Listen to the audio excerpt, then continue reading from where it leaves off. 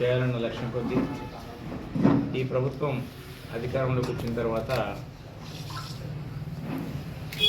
2 సంవత్సరాల క్రితం మీరు చూసినట్టయితే సిరిసిల్ల ప్రాంతం అంతా కూడా ఎప్పుడు వర్షం వస్తున్నా కానీ అతలాకుతలమై సంజీవ విగ్రహం దగ్గర నుంచి మొదలుకుంటే శాంతినగర్, శ్రీనగర్ కాలనీ అన్నీ కూడా ఎప్పుడు కూడా జలమయమై వర్షం వస్తే సిరిసిల్ల పట్టణ ప్రాంత ప్రజలందరూ కూడా అరచేతిలో ప్రాణాలు పెట్టుకొని వాళ్ళ సామాన్లు కూడా వరద నీటిలో వాళ్ళ సామాన్లు కూడా మునిగిపోయిన సంఘటనలు మనం 10 సంవత్సరాల కాలంలో సిరిసిల్ల మున్సిపాలిటీలో ఇన్ని వేల కోట్ల రూపాయలు పెట్టినాం, ఇంత అభివృద్ధి చేసినామని చెప్పి అనేక సందర్భాల్లో ఈ ప్రాంతానికి ప్రాతినిధ్యం వహిస్తున్న ఎమ్మెల్యే గారు, అప్పటి మంత్రి గారు ఒక అరచేతిలో స్వర్గాన్ని చూపించినట్టే సిరిసిల్ల నగరాభివృద్ధిని చూపించే ప్రయత్నం చేసినప్పటికి కూడా ఇప్పటికి కూడా ఎక్కడ చూసినా మురికి కాలువలు, నాణ్యత లోపంతోనైన డ్రైనేజీల నిర్మాణము, లోపభూయిష్టంగా వేసిన రోడ్లు, అదే మాదిరిగా సిరిసిల్ల మున్సిపాలిటీలో 7 గ్రామాలను విలీనం చేసినప్పటికీ కూడా వాటి పరిస్థితి ఎక్కడ వేసిన దొంగలు అక్కడే ఉంది. ట్యాక్సులేమో మున్సిపాలిటీ రేట్ల ప్రకారం ఇళ్ల ట్యాక్స్ కానీ అన్ని ట్యాక్స్ కానీ వాళ్ళు కట్టుకుంటూ పోయినారు, కానీ అక్కడ చేసిన అభివృద్ధి మాత్రం శూన్యమే. వాళ్ళ అందుకే ప్రభుత్వం అధికారంలోకి వచ్చిన తర్వాత ఇక్కడ స్థానికంగా అధికార పార్టీ ఎమ్మెల్యేలు లేకపోయినప్పటికీ కూడా ఈ ప్రాంతాన్ని అభివృద్ధి చేయాలన్న లక్ష్యం కొద్దీ సిరిసిల్ల కాన్స్టిట్యున్సీ వ్యాప్తంగా అనేకమైన అభివృద్ధి సంక్షేమ పథకాలను ప్రజల్లోకి తీసుకెళ్లడం జరిగింది. అందులో భాగంగానే గత సంవత్సరం SDF ఫండ్స్ కింద సిరిసిల్ల పట్టణంలో వివిధ పనులకు 1,20,00,000 రూపాయలు శాంక్షన్ చేయడం జరిగింది. అందులో కొంతమేర పనులు కూడా కంప్లీట్ చేయడం జరిగింది వాళ్ళు. అంతేకాకుండా UDF కింద 25/10/25 రోజు సిరిసిల్ల పట్టణానికి వివిధ పనుల నిమిత్తం 18,70,00,000 రూపాయలను శాంక్షన్ చేయడం జరిగింది. ముఖ్యంగా సిరిసిల్ల పట్టణానికి వర్షం వస్తే సంజీవయ్య విగ్రహం నుంచి వాసవి కళ్యాణ మండపం అనుకోండి, అక్కడ నుండి శాంతినగర్ అనుకోండి, శ్రీనగర్ కాలనీ అనుకోండి, ఇవన్నీ కూడా ఎప్పుడు కూడా వరదలో కూరుకుపోయి ఉంటాయి. ఆ డ్రైనేజ్ సమస్యను తీర్చాలన్న ఉద్దేశం కొద్దీ స్టామ్ వాటర్ డ్రైన్ వాసవి కళ్యాణ మండపంతో వయా సహస్ర ఇండియన్ గ్యాస్ నుండి శాంతినగర్ వరకు 3,50,00,000 రూపాయలను శాంక్షన్ చేయడం జరిగింది. వీటన్నింటికి కూడా టెండర్లు కూడా కాల్ఫర్ చేయడం జరిగింది. 22వ తారీఖు నాడు వీటికి చివరి తేదీ. టెండర్లో ఎవరైతే హైయెస్ట్ బిడ్డర్ వస్తారో వారికి పనులను పురమాయించి ఇమీడియట్గా వచ్చే వర్షాకాలం లోపల ఈ సమస్య తీర్చాలన్న ఉద్దేశం కొద్దీ కృతనిశ్చయంతో ప్రభుత్వం ఉంది. అలాగే సైడ్ డ్రైన్స్ శ్రీనగర్ కాలనీలో, సిరిసిల్ల మున్సిపాలిటీలోని శ్రీనగర్ కాలనీలో డ్రైనేజీలతో పాటు సైడ్ డ్రైన్స్తో పాటు రోడ్లను కూడా కన్స్ట్రక్ట్ చేయాలని చెప్పి 4,80,00,000 రూపాయలను వాటికి కూడా శాంక్షన్ చేయడం జరిగింది. అప్పుడు వర్షాకాలం వచ్చినప్పుడు మేము ఆ ప్రాంతంలో పర్యటించాను, నేనే స్వయంగా ప్రాంతంలో పర్యటించిన తర్వాత మళ్ళీ ఆ పాత కలెక్టర్ ఉన్నప్పుడు తీసుకెళ్ళి స్వయంగా ప్రతి వీధిని తిరిగి వాటికి ఇస్తామని చెప్పి హామీ ఇవ్వడం జరిగింది. ఆ హామీ ప్రకారమే వారికి ఇవాళ ఇంచుమించు 4,80,00,000 రూపాయలను శ్రీనగర్ కాలనీలో ఇవాళ పనుల కొరకు శాంక్షన్ చేయడం జరిగింది. ఇవాళ ఇప్పలపల్లి నుండి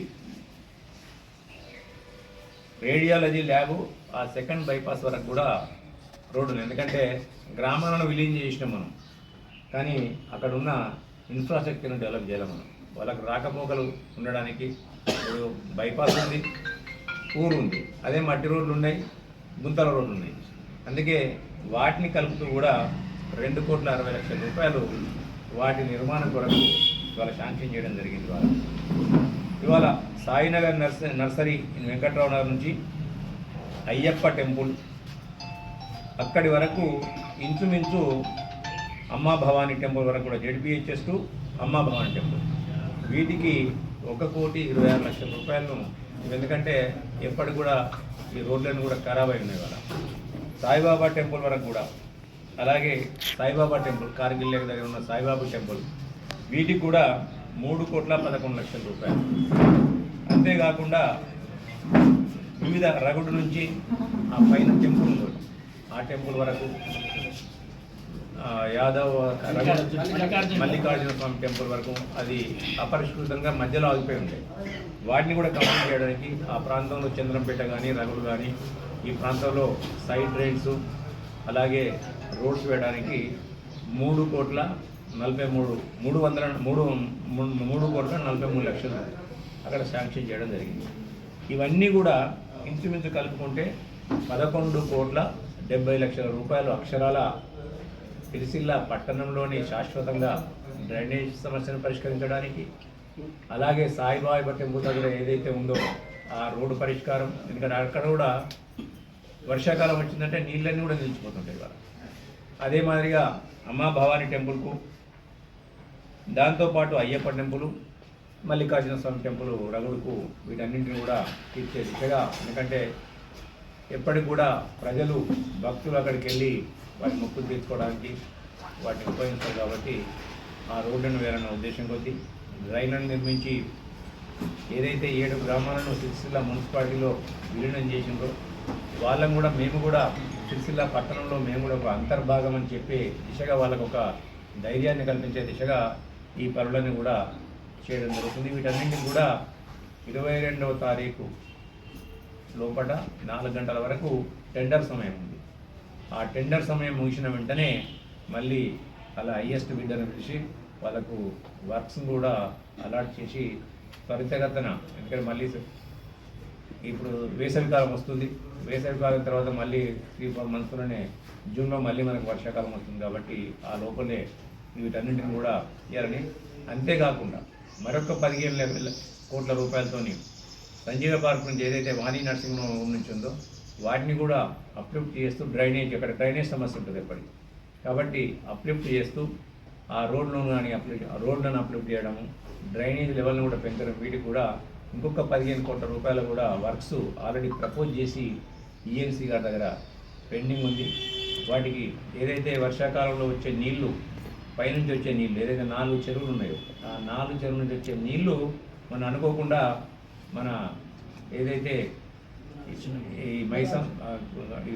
మన మైసమ్మ, అంటే ఇప్పుడు మైసమ్మ ఇప్పుడు లేదా మైసమ్మ అవ్వబడతలేదు, పాత బస్ స్టాండ్ ఏరియా అంతా కూడా లోపలికి లోలయింగ్ ఏరియాలో ఆ డ్రైన్ ద్వారా బోరాల నుంచి వచ్చిన చెరువు తెగి నీళ్ళు వచ్చే విధంగా కష్టాలు పడ్డారు చాలామంది. కాబట్టి వాటికి కూడా శాశ్వత పరిష్కారం చూపించే దిశగా 15 కోట్ల రూపాయలతో దాన్ని కూడా ప్రపోజ్ చేయడం జరిగింది.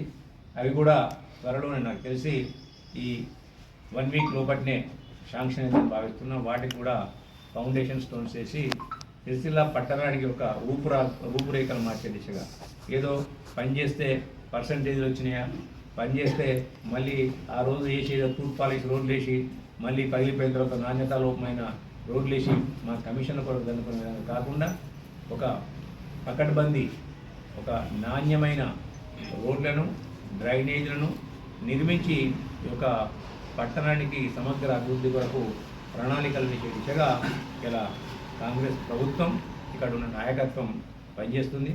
రాబోయే కాలంలో సిరిసిల్ల పట్టణాభివృద్ధికి మనస వాచ కర్మన శక్తివంచన లేకుండా కాంగ్రెస్ పార్టీ ప్రభుత్వం, ఇక్కడ ఉన్న నాయకత్వం, ఇక్కడ ఉన్న ప్రజల యొక్క అవసరాలు తెచ్చింది. ఈ ప్రభుత్వం వచ్చిన తర్వాత ఈ పట్టణంలో అనేకమైన సంక్షేమ పథకాలు వచ్చింది కదా, ఎక్కడ లేని మాదిరిగా. గత 10 సంవత్సరాల కాలంలో ఏమిచ్చారో నాకు తెలియదు, కానీ సిరిసిల్ల కాన్స్టిట్యున్సీలో ఇంతవరకు CMR లీవ్ అంటే సీఎం రిలీఫ్ ఫండ్ చెక్స్ ఏదైతే మెడికల్ సౌకర్యం కొరకు బిల్లులు అయిన తర్వాత ఇచ్చే ఉంటుందో ఇంచుమించు 8 కోట్ల రూపాయలు సీఎంఆర్ చెక్స్ ద్వారా ఇవ్వడం జరిగింది. ఎల్ఓసీలు కూడా ఇంచుమించు 45 నుంచి 50 లక్షల రూపాయలు ఈ 2 సంవత్సరాల కాలంలో ఎల్ఓసీలు కూడా ఇవ్వడం జరిగింది. అంతేకాకుండా ఇవాళ ఇందిరమ్మ ఇండ్లు సిరిసిల్ల పట్టణంలో ఇంచుమించు 900 మందికి ఇందిరమ్మ ఇండ్లు ఇవ్వడం జరిగింది. అందులో ఒక 600 నుంచి 600 పైచీలకు అటు ఇటుగా అవన్నీ కూడా గ్రౌండ్ అయి ఉన్నాయి. 280 నుంచి 300 ఇండ్లు గ్రౌండ్ కాలే. మళ్ళీ వాటిని కూడా తిరిగి ఇవ్వడానికి మేము మళ్ళీ కూడా ఆ 300 ఇళ్ళను కూడా రికమెండ్ చేయడం జరిగింది. వారికి కూడా వస్తుంది.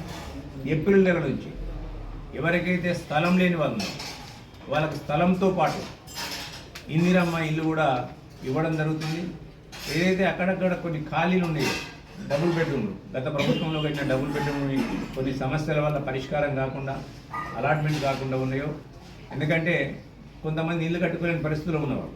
కాబట్టి తెలిసిన తర్వాత ఇందిరమ్మ ప్లాట్ ఇవ్వాలా వాళ్ళకు, లేకుంటే ఈ ఫ్లాట్ ఇవ్వాలి. ఒకవేళ ఇల్లు కట్టుకునే స్తోమత ఉండి 5 లక్షల తోడు సన్నీళ్ళకు వెన్నీళ్ళు తోడు పెట్టుకొని ఒక ఇల్లు కట్టుకునే స్థాయి ఉంటే వాళ్ళకి అది ఇచ్చుకుంటూ ఇలా ఇందిరమ్మ ఏదైతే గత ప్రభుత్వం కట్టిన ఇల్లును కూడా పారదర్శకంగా పంపిణీ చేయడానికి కూడా ప్రభుత్వం సిద్ధంగా ఉంది. అంతేకాకుండా ఇవాళ మహిళలకు ఉచిత బస్సు ప్రయాణం కానివ్వండి, గృహజ్యోతి పథకం కింద 200 యూనిట్ల వరకు కరెంటు ఫ్రీ కానివ్వండి, మహిళా శక్తి సంఘాలకు ఇందిరాశక్తి చీరలు కానివ్వండి, త్వరలోనే పట్టణాల్లో కూడా ఆ రోజు అసంతృప్తిగా పట్టణాలకు ఇవ్వలేదు, ఇంకా పల్లెల్లో ఇవ్వడం జరిగింది. ఇవాళ పట్టణాల్లో కూడా ఇందిరా మహిళా శక్తి చీరలను మహిళా సంఘాల ద్వారా పంపిణీ చేయడం జరుగుతుంది. పేదవాడికి కూడా ప్రతి ఒక్కరికి కూడా జీవించే హక్కు ఉంటుంది కాబట్టి వాళ్ళు ఉండడానికి తినడానికి ఇంటి వరకు గత ప్రభుత్వం సిరిసిల్ల పట్టణంలో ఇంచుమించు 12,000 నుంచి 13,000 అంత్యోదయ కార్డులను తీసేసింది. అది దివంగత ముఖ్యమంత్రి రాజశేఖర రెడ్డి గారు ఉన్నప్పుడు 19,000 రేషన్ కార్డులను ఇక్కడ ఇచ్చారు ఇవాళ. కానీ అవి 6,000కు 7,000కు కుదించబడ్డాయి. మళ్ళీ ఇప్పుడు ప్రతి ఒక్కరికి కూడా అడిగిందే తడవుగా ఇవాళ శాచ్యురేషన్ లెవెల్లో అందరికి కూడా రేషన్ కార్డులు ఇస్తూనే వారికి సన్న బియ్యాన్ని కూడా అందించిన ఘనత ఈ ప్రభుత్వానికి, యనమల రేవంత్ రెడ్డి గారికి, కాంగ్రెస్ ప్రభుత్వానికి దక్కింది. ఇవన్నీ కూడా పారదర్శకంగా ఎటువంటి పైరేవి లేవు. ఇవాళ మీరు చక్కగా పోయి అప్లై చేసుకుంటే మీ ముంగిటికే వస్తున్నాయి. ఇలా దళారులు లేరు, ఇలా కౌన్సిలర్ల పేరిట దండుకున్న వాళ్ళు లేరు. చాలా సాపిగా జరిగిపోయింది ఇవాళ. అదే మాదిరిగా పావలా వడ్డీ కూడా గత ప్రభుత్వంలో పావలా వడ్డీ బకాయిలు పెడితే ఈ ప్రభుత్వం అధికారంలో రాగానే పావలా వడ్డీలు ఇవ్వడం జరుగుతుంది.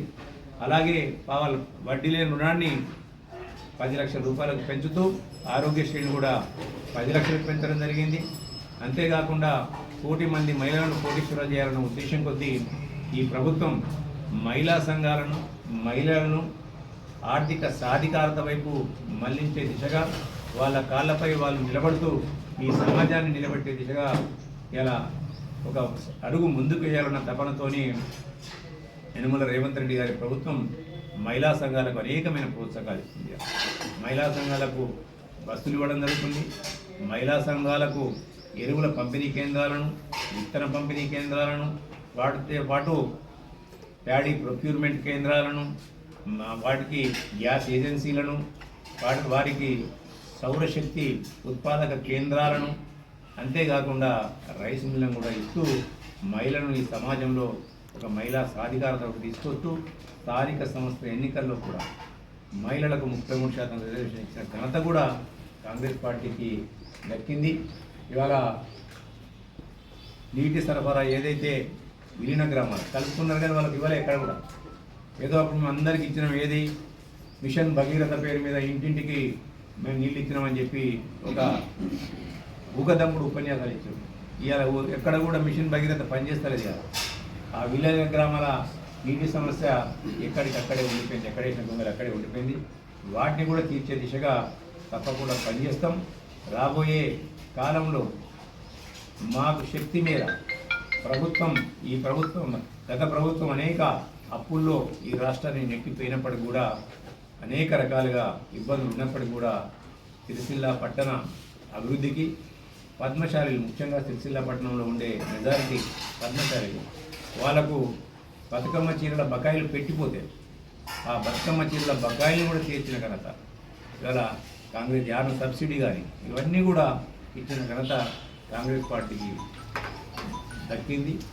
రాబోయే కాలంలో కూడా ఈ ప్రాంతాన్ని సస్యశ్యామలం చేయాలని ఇలా సిరిసిల్ల పద్మశాలికి అండగా ఉండాలని చెప్పి ఇందిరా మహిళా శక్తి చీరలు కూడా సిరిసిల్ల పద్మశాలలకే ఇచ్చి బిల్లులు పెండింగ్ లేకుండా గత బిల్లులను మేము ఆల్రెడీ క్లియర్ చేసినాం. మళ్ళీ బిల్లులు పెండింగ్ లేకుండా వారు యార్ను కొనుగోలు ఎక్కడి నుంచో పోతే వాళ్ళకి దుబారా అవుతుందని చెప్పి యార్ను కొనుగోలు కేంద్రాన్ని ఇలా వేములవాడలో స్థాపించి యార్ను కూడా వాళ్ళకు సప్లై చేసే దిశగా కాంగ్రెస్ పార్టీ పనిచేస్తుంది. రాబోయే కాలంలో మీ యొక్క ప్రోద్బలంతో సిరిసిల్ల పట్టణ ప్రజలు మమ్మల్ని ప్రోత్సహిస్తూ మా అండగా ఉంటే ఇంకా కూడా వారికి అనేక రకాలుగా కాంగ్రెస్ పార్టీ ఏదైతే ఇప్పుడు రైతులకు రుణమాఫీ చేసినట్టు ఇలా చేనేత పరిశ్రమ కూడా రుణమాఫీ చేస్తున్నారు.